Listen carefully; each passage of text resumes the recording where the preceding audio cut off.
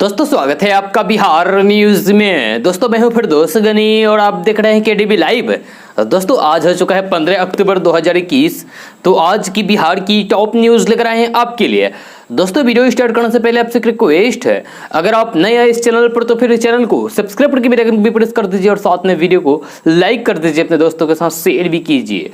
तो चलिए दोस्तों स्टार्ट करते हैं आज की पूरे बिहार की टॉप न्यूज। दोस्तों आज सबसे पहले बात करते हैं कि अगर आप बिहार में रहते हैं और आप सड़क दुर्घटना का शिकार हो जाते हैं और उस सड़क दुर्घटना में गलती आपकी है तो फिर आप संभल जाइए, नहीं तो आप पर भारी पड़ सकता है। जी हाँ, क्योंकि बिहार में सड़क दुर्घटना में दोषी ड्राइवरों का ड्राइविंग लाइसेंस और गाड़ियों का निबंधन रद्द कर दी जाएगी। यह सड़क दुर्घटनाओं के बाद जांच रिपोर्ट के आधार पर इसका निर्णय होगा। इस संबंध में परिवहन सचिव ने सभी जिला परिवहन पदाधिकारी को निर्देश भी दे दिया है। विभाग के मुताबिक सड़क दुर्घटना की वैज्ञानिक जांच की जाएगी ताकि दुर्घटना के कारणों का पता लगाकर उसे दूर किया जा सके। इसको लेकर विभाग ने सभी जिलों को निर्देश भी भेज दिया है ताकि दुर्घटना के बाद टीम जाकर तुरंत जांच करे। जांच में दोषी ड्राइवरों के लाइसेंस और गाड़ी का निबंधन रद्द कर दी जाएगी। दोस्तों बिहार की राजधानी पटना से बड़ी खबर सामने आ रही है। ताजा रिपोर्ट के मुताबिक बिहार के ट्रेनों में अगर आपने गंदगी फैलाई या फिर बिना किसी वजह से वैक्यूम करके ट्रेन रोकने की कोशिश की तो फिर आपको जेल जानी पड़ सकती है। साथ ही साथ आप पर कानूनी कार्रवाई भी हो सकती है। खबर के अनुसार पटना से सहरसा जाने वाली कोसी एक्सप्रेस को राजेंद्र पुल स्टेशन पर वैक्यूम करके रोकने वालों को सीआरपीएफ ने गिरफ्तार किया है। बिहार के मोकामा स्टेशन पर गंदगी फैलाने के आरोप में 4 लोगों को गिरफ्तार किया गया है। आपको बता दें कि कोसी एक्सप्रेस को वैक्यूम करके रोकने के जुर्म में बेगूसराय के एक, नालंदा जिला के एक शेखपुरा जिला के व्यक्ति को गिरफ्तार किया गया है। वहीं रेलवे स्टेशन पर गंदगी फैलाने के लिए भी कई लोगों को गिरफ्तार किया गया है। इतना ही नहीं, आरपीएफ ने ट्रेनों में साइकिल लटका कर लाने वाले कई लोगों पर भी कार्रवाई की है तथा इन्हें गिरफ्तार किया गया है। इसीलिए अगर आप बिहार के ट्रेनों में सफर कर रहे हैं तो फिर आप इन बातों का ख्याल रखें, वरना आपको भी जेल हो सकती है। दोस्तों दुर्गा पूजा के मौके पर सोशल मीडिया पर भ्रामक सूचना अथवा गलत मंशा से अफवाह फैलाने वालों की खैर नहीं है। ऐसे तत्वों सावधान हो जाएं जब प्रशासन ऐसे तत्वों पर कड़ी नजर रख रही है। जी हां, दुर्गा पूजा का त्यौहार पूरे बिहार में शांतिपूर्ण एवं भाईचारे के साथ वातावरण में मनाई जा रही है।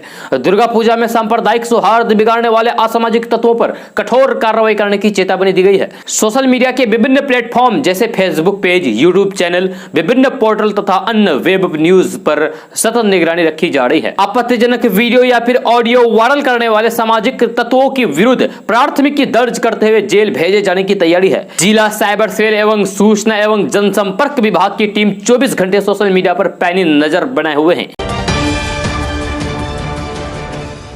दोस्तों समाज में बेटी पढ़ाओ बेटी बचाओ के नारे तो खूब लग रहे हैं, लेकिन कुछ लोगों की सोच आज भी नहीं बदली है। नवरात्र पर्व के दौरान बिहार के पश्चिमी चंपारण जिले में समाज को शर्मसार कर देने वाली तस्वीर सामने आई है। जब पश्चिमी चंपारण के बगहा के शास्त्री नगर पोखरा टोला की रीता देवी ने मंगलवार को एक बच्चे को जन्म दिया। जैसे ही ये खबर पति प्रदीप सहनी तक पहुंची वह तिलमिला उठे।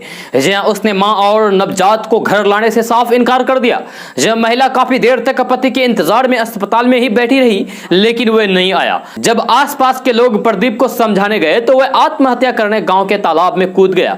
जब ग्रामीणों ने उसे बाहर निकाला और काफी समझाया, लेकिन वह नहीं मान रहा था। उसका कहना था कि बेटे की चाहत में उसकी पत्नी ने चौथी बार बेटी को जन्म दिया है, अब वह उसे नहीं अपना सकता। गांव वालों ने उसे बार बार समझाया, लेकिन वह नहीं माना।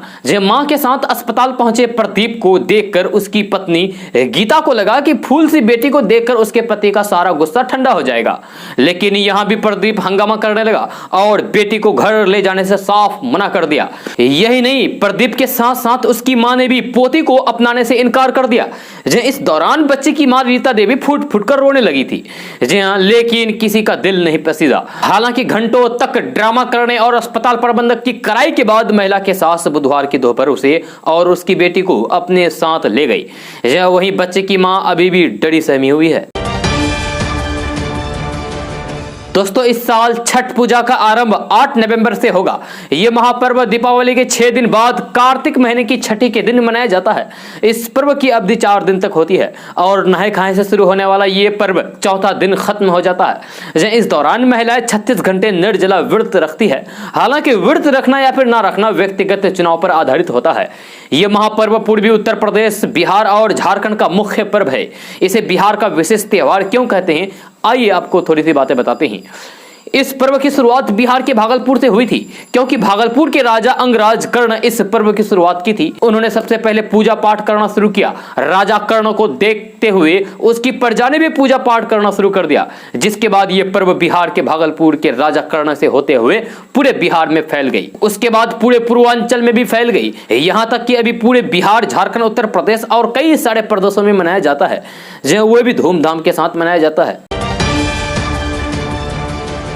दोस्तों बिहार और नेपाल के बीच की दूरी अब कम हो जाएगी। जहां पटना के कच्ची दरगाह से बिदुपुर के बीच बन रहे 6 लेन पुल का निर्माण कार्य जून 2023 तक पूरा कर लिया जाएगा।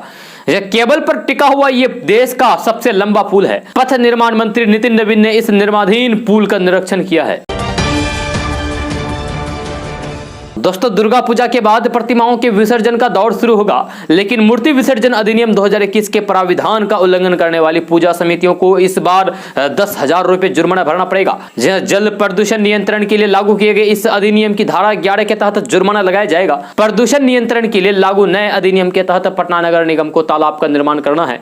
जब मूर्तियों में उपयोग किए गए सिंथेटिक कपड़े, आभूषण, सजावट की वस्तुओं और पूजा सामग्री के साथ फूलों को भी अलग करना होगा। जब पूजा समितियों को घोषणा पत्र देना है कि मूर्ति में प्लास्टर ऑफ पेरिस, पारा, मैग्नीशियम, आर्सेनिक, कांच, कृत्रिम रंग और क्रोमियम जैसे तत्वों का उपयोग नहीं किया गया है।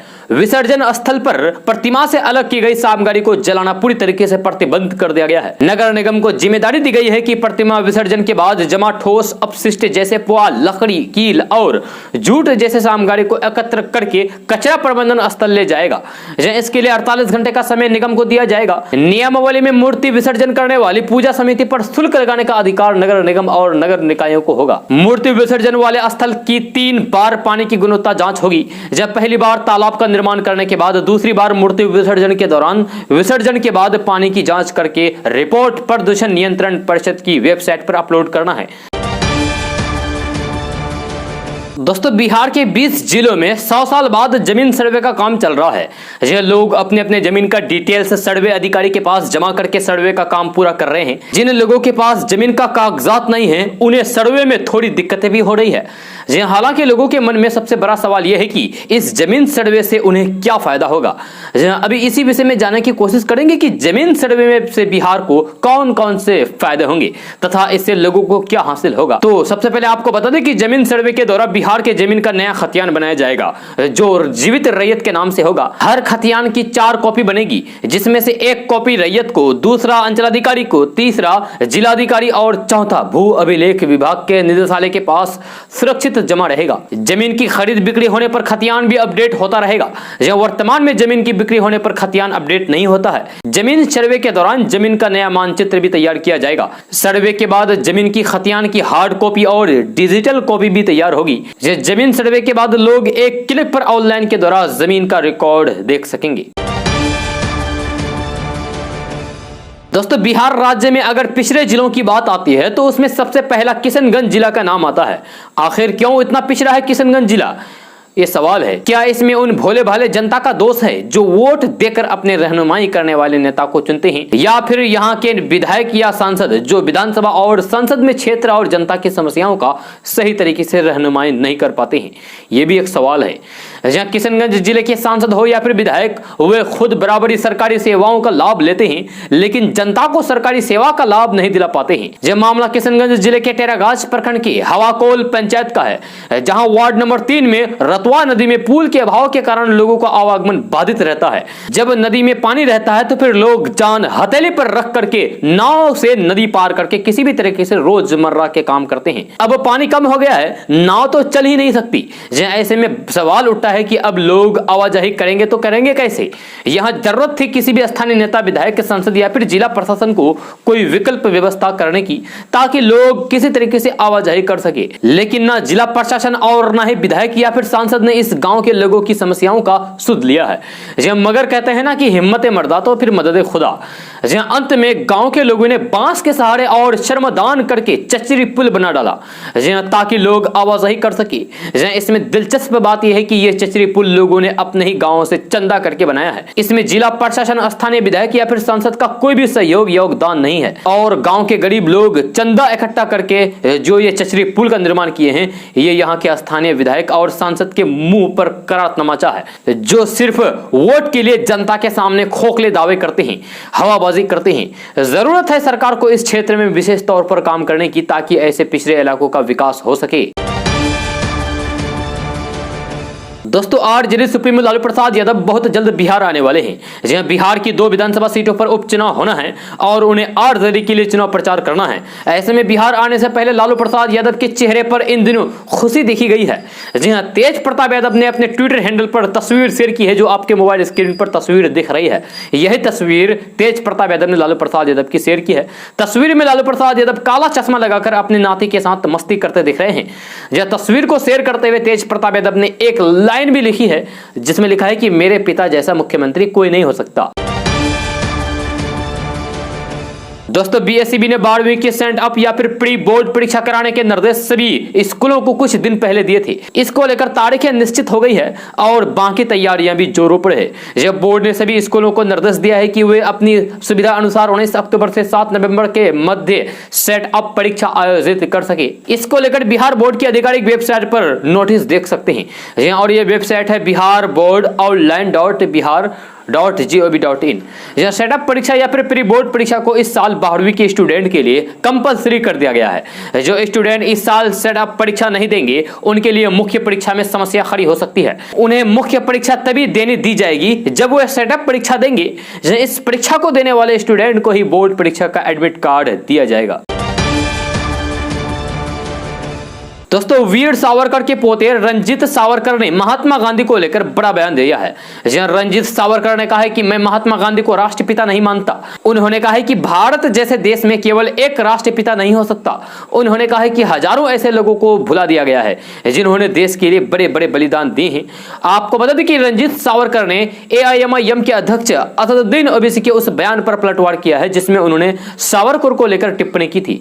जहां आपको बता दें कि सावरकर को लेकर बयानबाजी तेज हो चली है।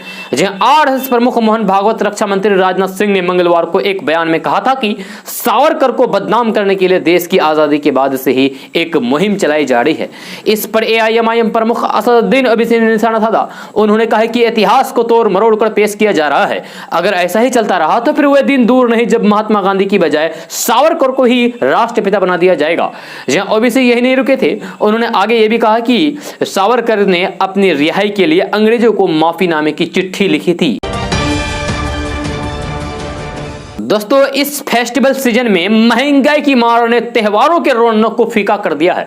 जब पेट्रोल डीजल से लेकर गैस के दाम और खाने पीने की चीजों से लेकर सब्जियों तक सब कुछ महंगा हो चला है। खाद्य तेल में सरसों के तेल की कीमत भी 200 रुपए पार चला गया है 1 लीटर में। यानी कि अगर आप 1 लीटर सरसों तेल खरीदेंगे तो आपको 200 रुपए चुकाने होंगे, जिसने लोगों के किचन का बजट बिगाड़ दिया है। हालांकि इस बीच केंद्र सरकार ने बुधवार को खाद्य तेलों पर आयात शुल्कों को घटाकर लोगों को थोड़ी सी राहत जरूर प्रदान की है, लेकिन इससे कुछ होने वाला नहीं है। जो कहावत है ना कि ऊंट के मुंह में जीरा, बस यही वाली बात हो गई सरसों तेल के बारे में। दोस्तों, वहीं पर महंगाई को लेकर 2 दिन के ब्रेक के बाद आज एक बार फिर से पेट्रोल डीजल के दाम बढ़ गए हैं।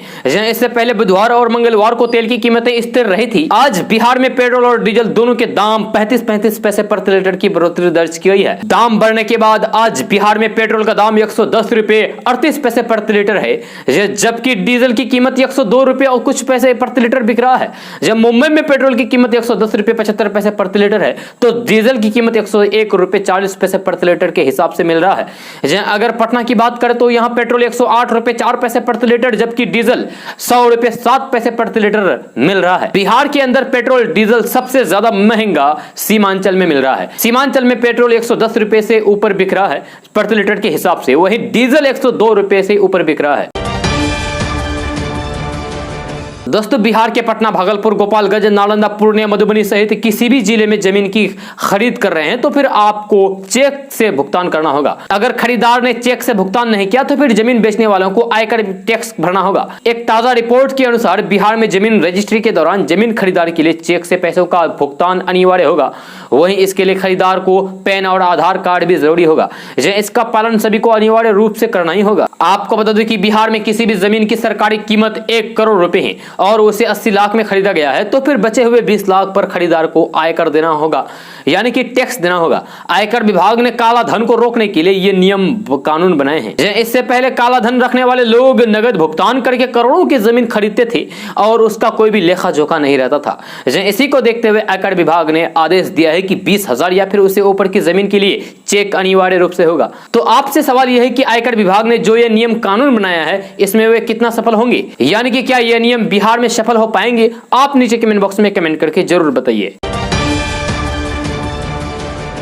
दोस्तों अपना बिहार कई दफे ऐसी खबरों को लेकर सुर्खियों में आ जाता है जो देश दुनिया के लोगों के बीच हैरत पैदा कर देती है।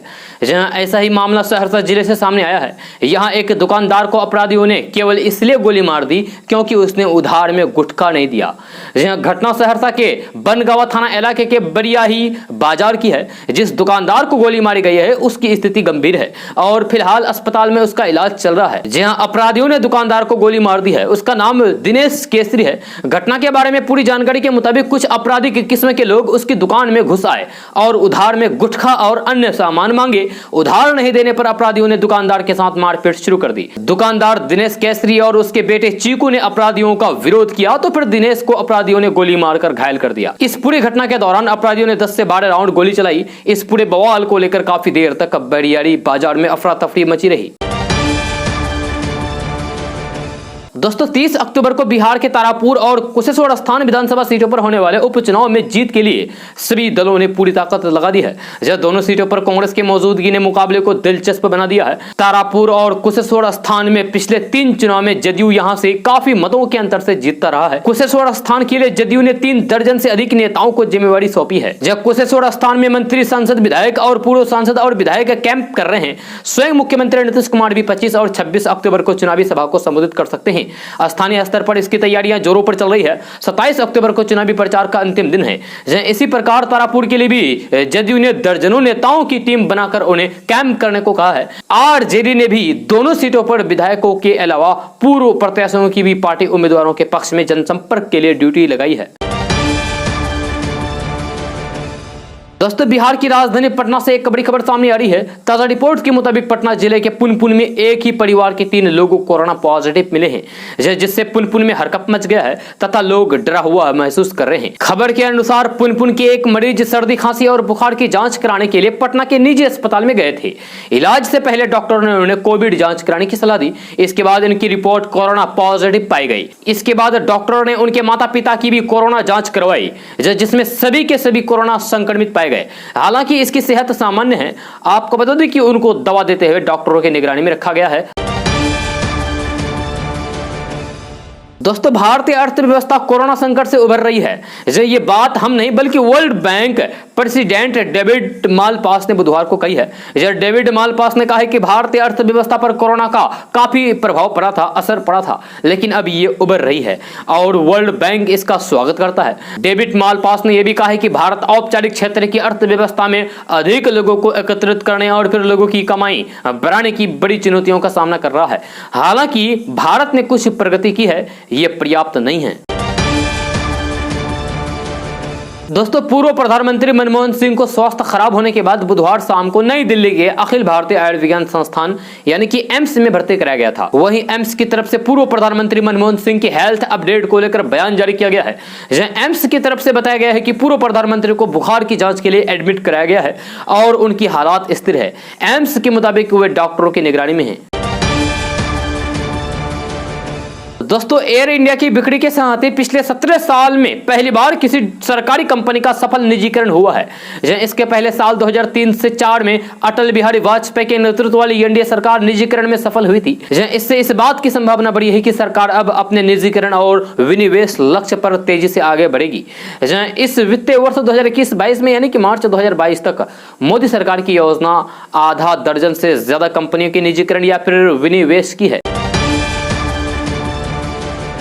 दोस्तों, बिहार से मानसून की वापसी हो चुकी है, लेकिन एक बार फिर से दशहरे के बाद मौसम बदलने की बात सामने आ रही है। जब मौसम विभाग ने बारिश की आशंका जताई है। मौसम विभाग के अनुसार बिहार के सभी 38 जिलों में 16 और 17 अक्टूबर को बारिश हो सकती है। 16 तारीख के पहले मौसम गर्म रहेगा और उसके बाद गर्जन के साथ बारिश हो सकती है। हालांकि बारिश को लेकर मौसम विभाग का अलर्ट है, लेकिन अगले 48 घंटे तक गर्मी को लेकर भी अलर्ट किया गया है। जहां मौसम विभाग का कहना है कि गर्मी से राहत नहीं होगी, जब बारिश भी ऐसी नहीं होगी जिससे गर्मी से राहत मिल जाए। मौसम विभाग के मुताबिक 24 घंटे से मौसम पूरी तरीके से शुष्क बना हुआ है और आने वाले 48 घंटे तक ऐसे ही बना रहेगा। जब मिली जानकारी के अनुसार बिहार में फिर से बारिश होने के पीछे की वजह से बंगाल की खाड़ी में बन रहे कम दबाव का क्षेत्र है। मौसम विभाग का कहना है कि अगले 24 घंटे के दौरान महाराष्ट्र, तेलंगाना के अधिकांश हिस्सों से एवं कर्नाटक के कुछ हिस्सों से मानसून की वापसी हो जाएगी। दोस्तों, बिहार के 5 नए शहरों में सिटी गैस डिस्ट्रीब्यूशन नेटवर्क तैयार करने पर विचार किया जा रहा है। केंद्र सरकार ने दरभंगा, मधुबनी, सुपौल, गोपालगंज और सीवान को उस लिस्ट में रखा है जहां पाइपलाइन के जरिए गैस मुहैया कराने पर विचार किया जा रहा है। इसके लिए बिडिंग जल्द ही की जाएगी। जहां पटना के बाद बिहार के 5 और शहरों में पाइपलाइन के जरिए रसोई गैस का सप्लाई की जाएगी। संसद में केंद्र सरकार की ओर से यह जानकारी दी गई है। बताया गया है कि पटना में पाइपलाइन के जरिए रसोई गैस की आपूर्ति का काम चल रहा है।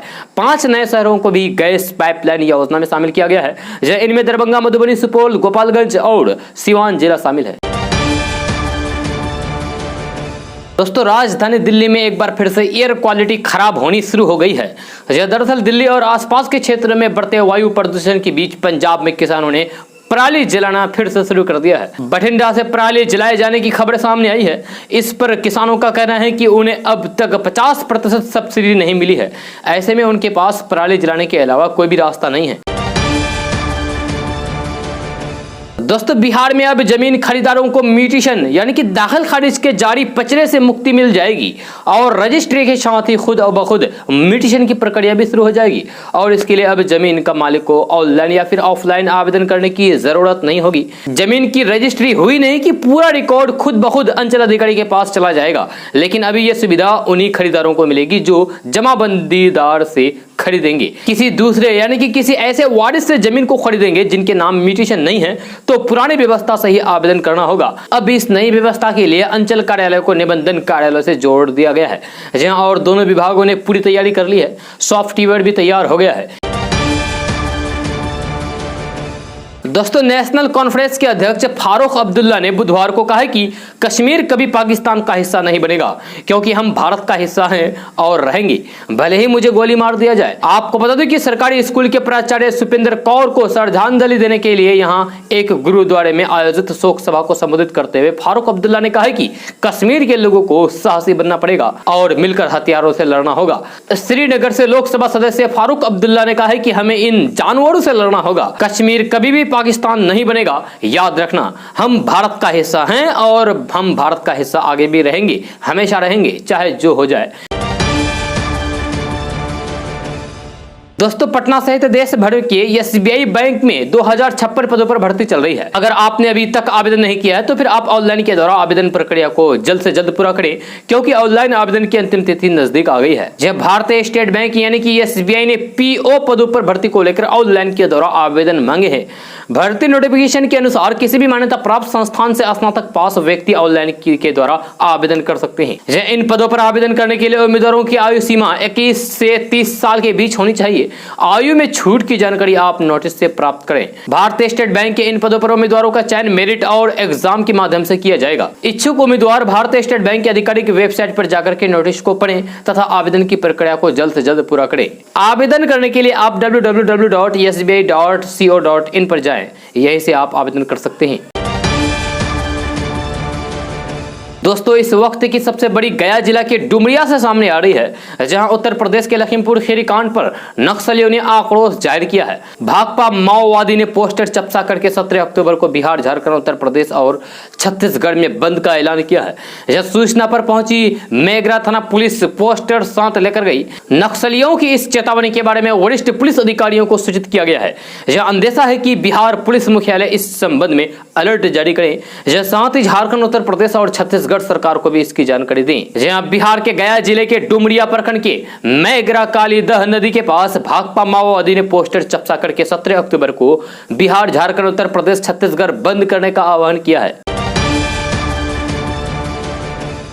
दोस्तों बिहार में नौकरी की तलाश कर रहे युवाओं के लिए 575 पदों पर भर्ती चल रही है। ये भर्तियां बिहार लोक सेवा आयोग के द्वारा निकाली गई है। इस भर्ती के तहत बिहार सरकार के अलग अलग विभागों में खाली पड़े पदों को भरा जाएगा। आपको बता दें कि बिहार लोक सेवा आयोग ये 67वीं प्रारंभिक प्रतियोगिता परीक्षा 2021 के तहत 575 पदों पर भर्ती करेगा। इच्छुक और योग्य उम्मीदवार 5 नवंबर 2021 तक आयोग की वेबसाइट पर जाकर के ऑनलाइन के द्वारा आवेदन कर सकते हैं। उम्मीदवारों की योग्यता की बात करें तो भर्ती नोटिफिकेशन के अनुसार किसी भी मान्यता प्राप्त संस्थान से स्नातक पास आवेदन कर सकते हैं। उम्मीदवारों की आयु सीमा के बारे में बात करते हैं। इन पदों पर आवेदन करने के लिए पुरुष की आयु सीमा 21 से 37 साल और महिला के लिए 21 से 40 साल निर्धारित किया गया है।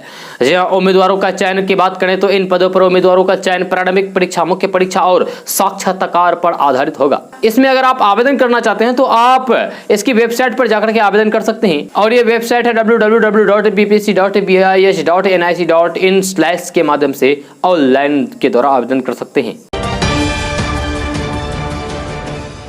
दोस्तों बिहार के कुछ युवा अधिकारियों की टोली इन दिनों सुर्खियों में है। दरअसल युवा अधिकारी जिसमें 2 IAS और 1 कमांडेंट शामिल है, उनकी एक ऐसी टीम है जो ग्रामीण इलाकों में बच्चों के बीच शिक्षा का अलख जगा रही है। ये IAS अपनी ड्यूटी से हटकर थोड़ा समय आर्थिक रूप से कमजोर बच्चों के बीच व्यतीत करते हैं, साथ ही उन्हें अलग तरीके से पढ़ाने की कोशिश करते हैं। वे मेधावी बच्चों में उनके सपनों को कैसे पूरा करें इसके लिए प्रेरित करते हैं। 3 युवा IAS की टीम में समस्तीपुर के IAS संतोष कुमार, गोपालगंज के IAS विजय कुमार और CRPF के कमांडेंट रंजन कुमार शामिल है। दोनों IAS पदाधिकारी 2014 बैच के हैं। यह युवा IAS संतोष कुमार जहां सचिव के पद पर कार्यरत हैं, जबकि विजय कुमार रेलवे में COM के पद पर तैनात है। जहां IAS संतोष कुमार के मुताबिक वे और उनके दोस्त विजय कुमार ने मिलकर M पाठशाला खोली है। इन M पाठशाला में ग्रामीण बच्चों के आर्थिक रूप से कमजोर मेधावी छात्रों को मुफ्त शिक्षा दी जाती है ताकि उनकी प्रतिभा कुंठित न हो। संतोष कुमार ने कहा है कि बिहार के गोपालगंज, समस्तीपुर और औरंगाबाद में IAS ऑफिसर्स मिलकर M पाठशाला चलाते हैं।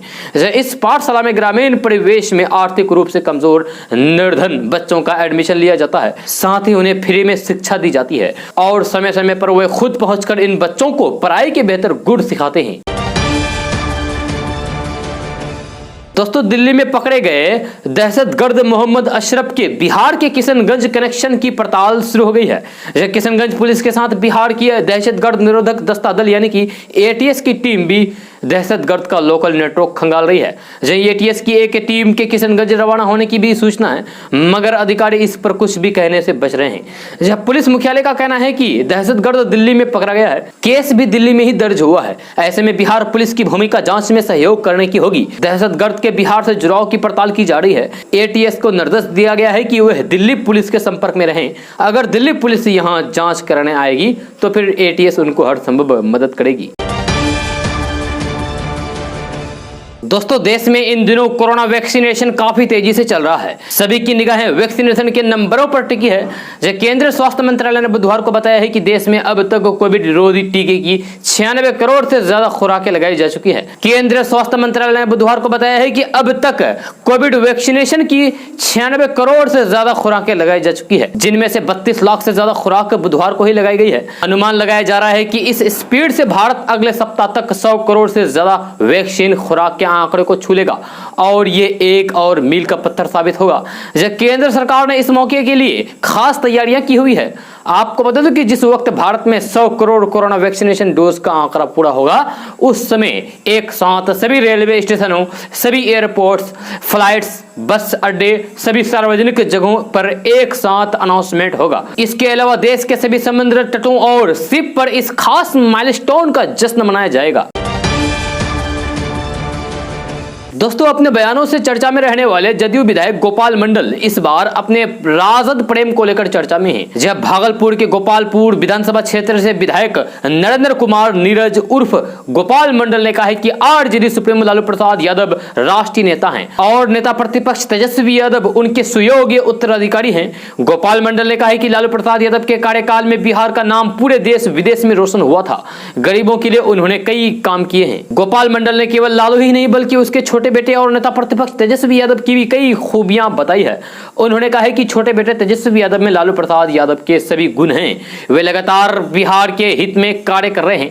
तेजस्वी यादव एक अच्छे नेता हैं, लेकिन तेज प्रताप यादव को गोपाल मंडल नेता नहीं मानती। लालू के बड़े बेटे तेज प्रताप यादव तो बहरूपिया है। वे बहुरंगियों की तरह कार्य करता है, आए दिन कुछ न कुछ हास्यपद कार्य करते रहता है। गोपाल मंडल ने कहा है कि तेज प्रताप यादव नेता बनने लायक है ही नहीं, तेजस्वी यादव में लीडरशिप है। दोस्तों, पूर्व मुख्यमंत्री राबड़ी देवी पटना से दिल्ली रवाना हो गई है। इस दौरान आरजेडी सुप्रीमो लालू प्रसाद यादव के स्वास्थ्य और बिहार आगमन पर पूर्व मुख्यमंत्री राबड़ी देवी ने कहा है कि लालू प्रसाद यादव का अभी इलाज चल रहा है, वे अभी बिहार नहीं आ सकते। वहीं बिहार विधानसभा के उपचुनाव पर पूर्व मुख्यमंत्री राबड़ी देवी ने कहा है कि दोनों सीट पर आरजेडी की जीत होगी। आपको बता दूं कि लालू प्रसाद यादव का करीब 3 साल बाद आगामी 20 अक्टूबर को पटना आने का कार्यक्रम तय हो गया था। इस बीच ये भी खबर सामने आई थी कि वह 25 और 26 अक्टूबर को तारापुर और कुशेश्वर स्थान विधानसभा उपचुनाव के लिए दोनों ही क्षेत्र में चुनाव प्रचार करने जा सकते हैं। वही 3 साल बाद पटना आने वाले लालू प्रसाद यादव के आगमन को यादगार बनाने की भी तैयारी की जा रही थी। दोस्तों, किशनगंज जिले में नवरात्रि पर्व को लेकर लोगों के बीच उत्साह का माहौल है। किशनगंज शहर में जगह जगह पर दुर्गा की मूर्ति स्थापित किया गया है। पूजा पंडालों में लोगों की भीड़ है। लोग भारी संख्या में दुर्गा के दर्शन करने के लिए आ रहे हैं। वहीं पंडालों में पूजा समिति द्वारा कोरोना गाइडलाइंस का भी पालन करने की पूरी व्यवस्था किया है। वहीं पूजा को लेकर जिला प्रशासन ने भी चाक चौबंद व्यवस्था किया है। जिला प्रशासन द्वारा सुरक्षा व्यवस्था को लेकर जगह जगह पर मजिस्ट्रेट की तैनाती की गई है ताकि विधि व्यवस्था सही बना रहे। पूजा को लेकर सुरक्षा का पूरा इंतजाम किया गया है। जहां एसपी कुमार आशीष ने बताया है कि 146 जगह पर मजिस्ट्रेट की तैनाती की गई है। दोस्तों, आर्यन खान की जमानत याचिका पर कोर्ट ने 20 अक्टूबर तक अपना फैसला सुरक्षित रखा है। आर्यन खान समेत अन्य आरोपियों की जमानत पर भी फैसला अब अगले सप्ताह आ सकेगा। आर्यन खान को गुरुवार सुबह आर्थर जेल की क्वारंटाइन सेल से कॉमन सेल में शिफ्ट किया गया है। मुंबई क्रूज शिप नशीले पदार्थ पार्टी केस में फंसे बॉलीवुड स्टार शाहरुख खान के बेटे आर्यन खान को अभी कम से कम 1 सप्ताह और जेल में गुजारना होगा। उसकी जमानत याचिका पर कोर्ट ने फैसला 20 अक्टूबर तक के लिए सुरक्षित रख लिया है। अरबाज मर्चेंट और मुनमुन धमेजा की भी जमानत याचिका पर भी फैसला 20 तारीख को आएगा। इससे पहले गुरुवार को दूसरे दिन जमानत पर सुनवाई के दौरान नारकोटिक्स कंट्रोल ब्यूरो यानी कि एनसीबी ने कोर्ट से कहा है कि आर्यन लगातार नशीले पदार्थ का सेवन करते रहे हैं। कोर्ट में एनसीबी का प्रतिनिधित्व कर रहे additional solicitor general Anil Singh ने अदालत में ऑन रिकॉर्ड बयानों का हवाला देते हुए कोर्ट से कहा है कि वह यानी कि आर्यन खान पिछले कुछ सालों से इसका इस्तेमाल करते रहे हैं, यानी कि नशीले पदार्थ का इस्तेमाल करते थे। दोस्तों, आज का न्यूज़ बस यहाँ तक। कैसा लगा जरूर अपना सुझाव दीजिएगा नीचे कमेंट बॉक्स में कमेंट करके। अगर आप नए आए इस चैनल पर तो फिर चैनल को सब्सक्राइब करके बेल आइकन को भी प्रेस कर दीजिए और साथ में वीडियो को लाइक कर दीजिए, अपने दोस्तों के साथ शेयर भी कीजिए। तो चलिए दोस्तों, फिर मिलते हैं अगले वीडियो में। जय हिंद, जय बिहार।